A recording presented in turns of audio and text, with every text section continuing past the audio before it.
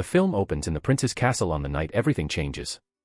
It is a lavish party, silk and candlelight and music, the prince at the center of it all, young and beautiful and utterly indifferent to the people around him.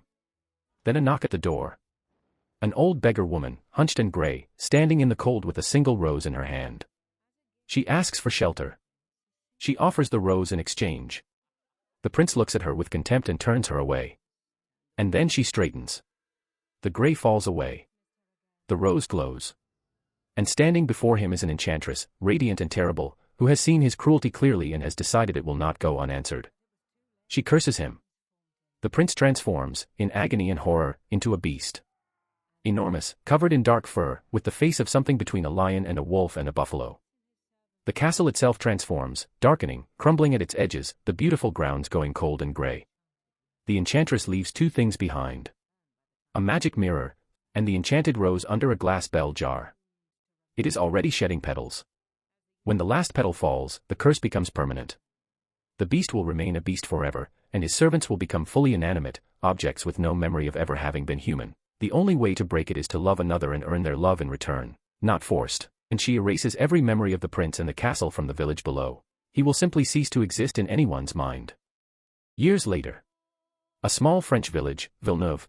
The village is pretty and provincial and moves in perfectly predictable circles. And everyone knows Belle. Belle is the bookseller's daughter. She reads constantly, walking through the village with her nose in a book, returning the one she finished and borrowing another. The villagers find her odd. Too clever. She does not particularly care. Her father Maurice is a gentle, artistic man, an inventor and a creator, who raised Belle alone. Her mother died when she was very young. Maurice has never told her exactly how, or where, or why. It is a grief he has carried quietly for a very long time. Into this village strides Gaston, broad, loud, handsome in a blunt, uncomplicated way, a former soldier who has decided that Belle is the woman he will marry. Not because he loves her. Because she is the most beautiful woman in the village and he wants what he considers the best. His companion Le Faux trails behind him, smaller, warmer, genuinely fond of Gaston in a way that Gaston has never fully noticed or reciprocated. Gaston approaches Belle.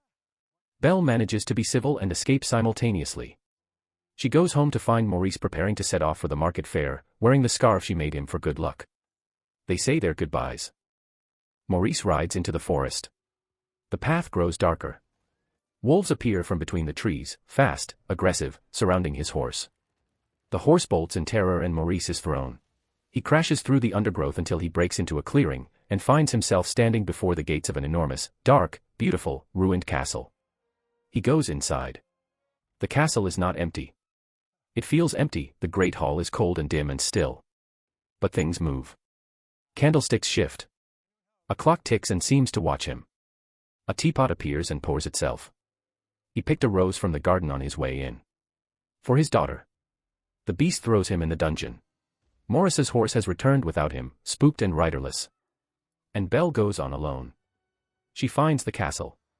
She finds her father in the dungeon, cold and frightened and insisting she must leave immediately. And then the beast appears. Belle does not run. She looks at him, enormous and growling in the torchlight, and she thinks. Fast and clearly. She makes an offer. Let her father go. Take her instead. She will stay. Willingly.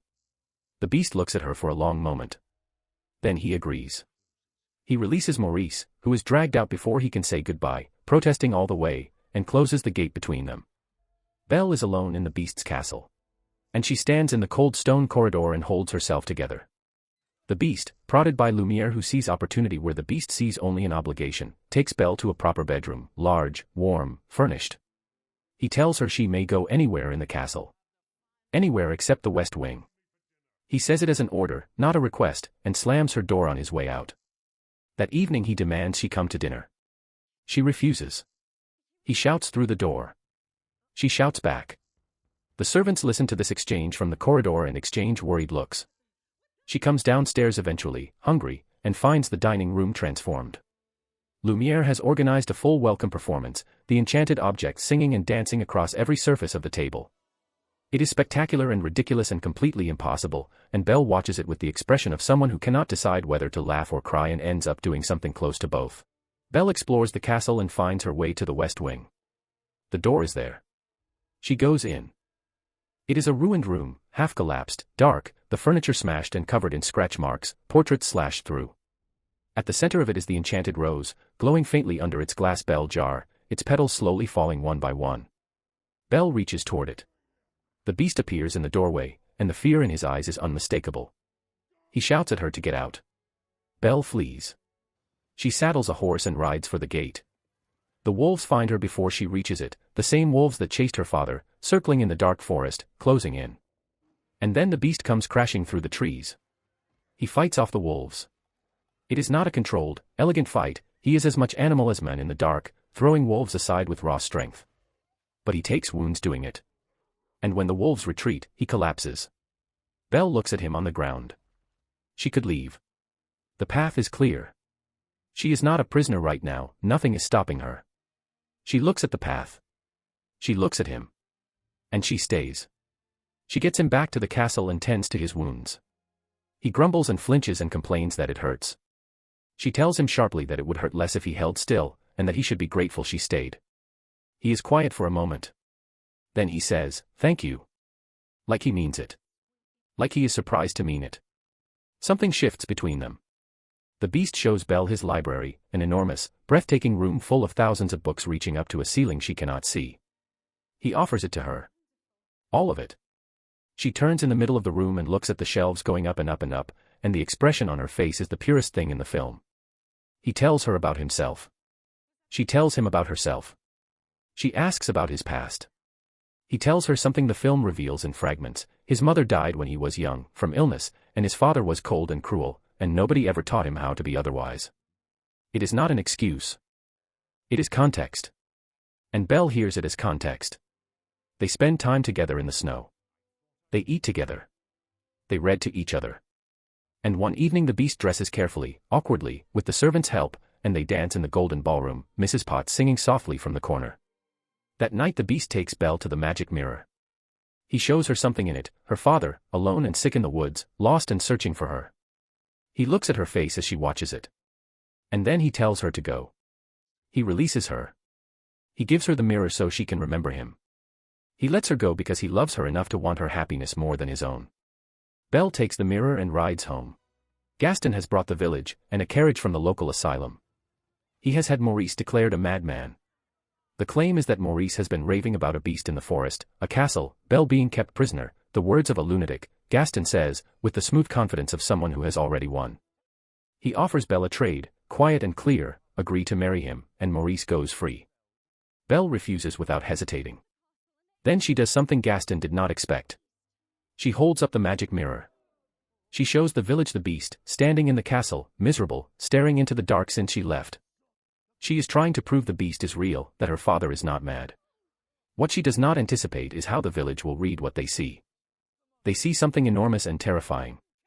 And they see the way Belle describes him, not as a monster but as someone she knows. Gaston sees it too. The jealousy hits him like cold water. He takes the mirror. He rallies the village. He tells them the beast is a danger, that it will come for their children, their families, their homes. That they must kill it first. The crowd, frightened and following the loudest voice, agrees. Gaston locks Belle and Maurice in the asylum carriage and leads the mob toward the castle. They hold each other in the dark of the carriage. Pops the lock from the inside. They ride for the castle. The mob reaches the castle. Gaston and his men break through the gates. Inside, the enchanted servants defend their home with everything they have. Lumiere burns soldiers with his flames, Cogsworth drives them back with his hands, Mrs. Potts tips boiling water from above, the wardrobe drops gowns over men's heads, the kitchen objects launch themselves at the invaders. It is chaotic and funny and desperate, because every time a petal falls from the rose, the servants lose a little more of themselves. They are fighting for their lives in the most literal possible sense. The beast does not fight back. He is on the roof of the highest tower, in the rain, and he does not care. He has nothing left to defend. Gaston finds him there and attacks, and the beast barely resists. He is beaten. He hangs from the edge of the roof by one arm, Gaston standing over him. Then Belle arrives. She calls to the beast from below. He hears her voice. He looks down and sees her. She came back. She came back for him. Something returns in his eyes. He pulls himself back up. He fights back. The beast and Gaston battle across the rain-soaked rooftops, two enormous forces crashing through the castle's upper towers. The beast gains the upper hand. He has Gaston over the edge, hanging in space, and he looks at him. He could let him fall. Instead he pulls him back. He tells him to leave. He spares him. Gaston's response is to draw a hidden pistol and shoot the beast in the back. Twice. The beast falls from the roof. Gaston steps back and the bridge beneath him, already damaged, gives way. Gaston falls into the darkness far below. Belle reaches the beast where he has fallen on the balcony. He is dying. She takes his hand. She tells him he needs to hold on. The last petal trembles on the rose. Belle looks at him and says the words she did not know she was going to say until she is saying them, that she loves him. The last petal falls. The servants freeze. The castle goes cold and still. And then, from the shadows of the village below, the old hermit woman named Agath steps forward. She raises her hand. The rose glows. The petals fly back. The light pours out of the rose and across the castle and the courtyard and the beast, and where the beast was, a man stands. Not a monster. The prince. Human again, his face unrecognizable to Belle for just a moment.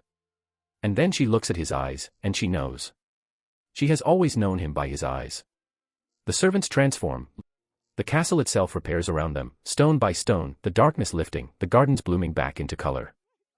The villagers below suddenly remember. The castle. The prince. The people who live there. Memories flooding back that were taken from them years ago. And in the restored ballroom, lit with 1,000 candles, Belle and the prince dance, her in gold, him finally himself again. Around them their friends dance too. The curse is broken. The village and the castle are one again. The last image is the two of them together, not a beast and a girl, not a prisoner and her captor, but two people who saw each other clearly when the world could not, and chose each other anyway.